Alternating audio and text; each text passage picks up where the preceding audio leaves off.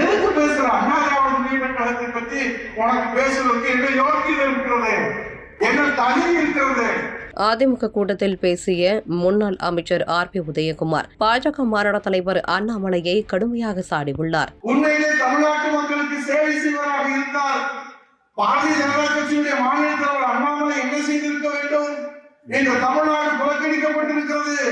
பீகாருக்கு வாரி வழங்கியிருக்கிறது, எங்களுக்கு கவலை இல்லை, வருத்தம் இல்லை.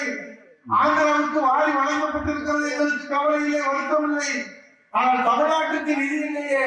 ஆகவே மாநில தலைவராக பாரதிய ஜனதா கட்சியில் இருந்து நான் இந்த தமிழ்நாட்டு மக்களுக்கு என்ன செய்ய முடியும்? ஆகவே என் பதவியை ராஜினாமா செய்கிறேன் என்று அண்ணாமலை சொல்லியிருந்தால் அவர் தமிழ்நாட்டு மக்களை நேசிக்கிறார் என்பதை நாங்கள் இந்த கூட்டத்தில் ஏற்றுக்கொள்வோம்.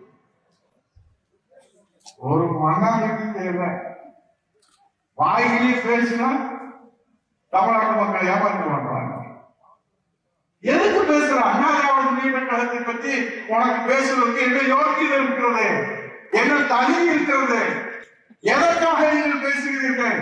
இப்போது சொல்கிறேன், அண்ணாமலை அவர்களை இந்த சாமானிய தொண்டு இரண்டாவது தலைமுறையாக இந்த இயக்கத்திலே கடைக்கொடி தொண்டராக உழைத்துக் கொண்டிருக்கிற இந்த உதயகுமார், இந்த மண்ணிலிருந்து சொல்கிறேன், தமிழ் மண்ணிலிருந்து சொல்கிறேன், மீண்டும் புரட்சி தமிழர் எடப்பாடியாரின் தலைமையிலே அனைத்து இந்திய அண்ணா திராவிட முன்னேற்ற கழகம், அம்மாவுடைய புனித அரசு, புரட்சி தமிழுடைய புனித அரசு இந்த தமிழ் மண்ணிலே 8 கோடி தமிழர்களை பார்த்துவிட்டு இது போன்ற வார்த்தைகளை நீங்கள் உடல்களை நிறுத்திக் கொள்ள வேண்டும் என்பதை எச்சரிக்கையாக.